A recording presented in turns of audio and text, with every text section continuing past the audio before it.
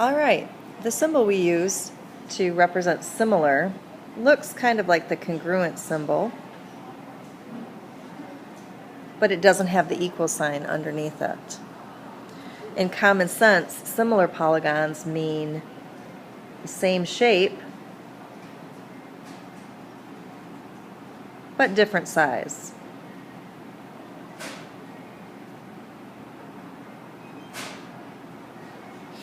The definition of similar polygons, though, is more specific. Similar polygons have angles that are congruent,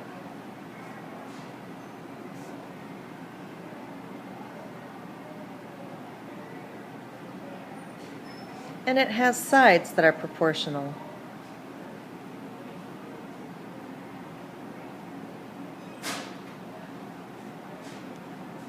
And remember, proportional really means two equal ratios. Alright, let's check out this problem. It says that triangle PRQ and triangle STU are similar. Remember, that means that their angles are congruent. So for A, it says to list all pairs of congruent angles. Angle R is going to be congruent to angle T. I need the other sets. Angle Q is going to be congruent to angle U.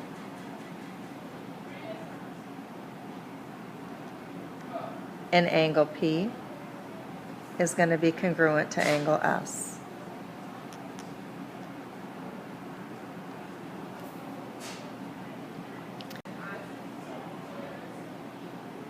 Alright, let's talk about the B part. We're supposed to write the ratios of the corresponding sides. I think that corresponding means they're in the same general place in a statement of proportionality. Well, this side 10 and this side 8 are corresponding. So I could write that statement as side ST to PR.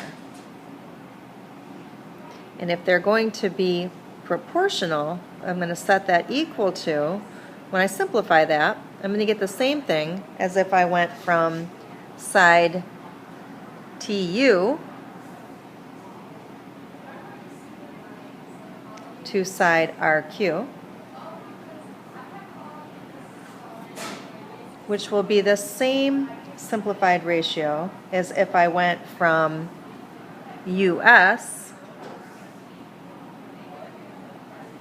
to side PQ. Oops, QP. My bad.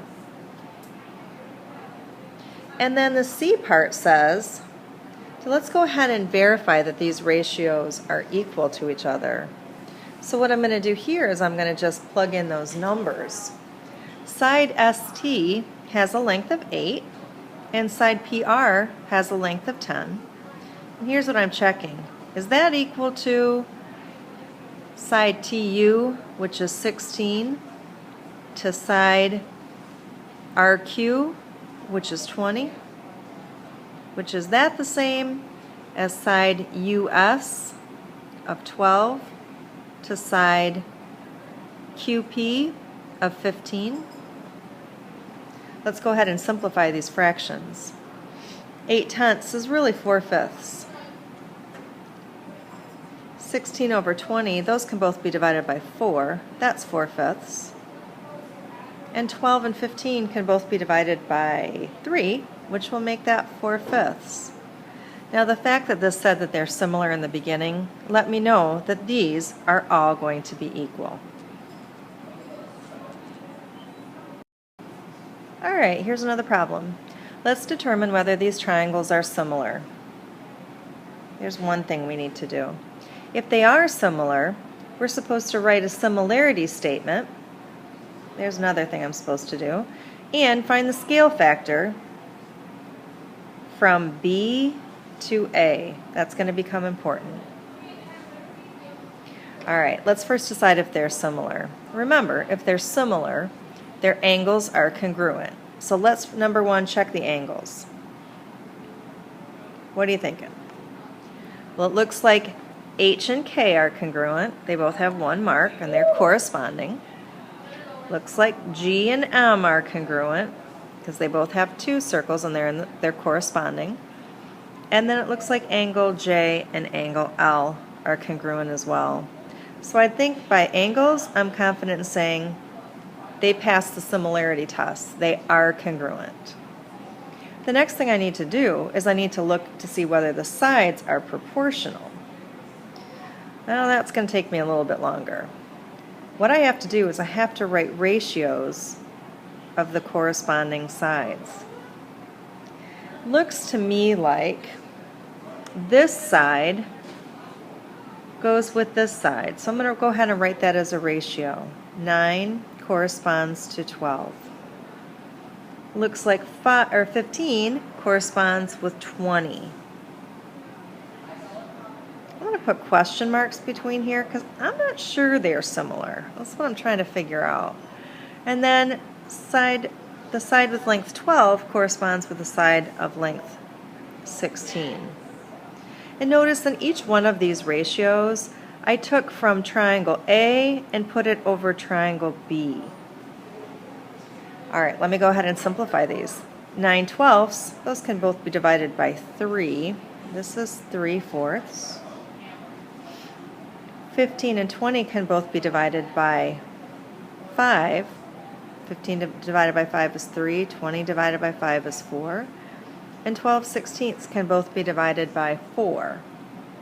Aha. Yes. We've got both similarity statements that are met. The angles are congruent, the sides are proportional. So they are similar. So we are supposed to write this similarity statement. And a way to do that would be to say triangle GJH is similar to triangle MKL. Did you hear that pause? I had to look at my labeling there. All right, here's the most important thing. This is new. The scale factor of B to A. Now, the way that I wrote my similarity statements, I have A over B. I got to make sure that I look at those directions. They're really asking me to write from B to A. So I got to flip those numbers and say the scale factor is 4 to 3.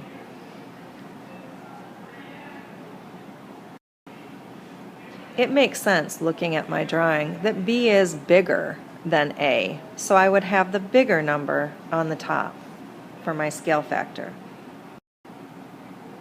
Here's another problem for us. So if I know that triangle RST is similar to triangle GHJ, here's what I know. I know that S and H are congruent. They're also corresponding. I know that R and G are congruent.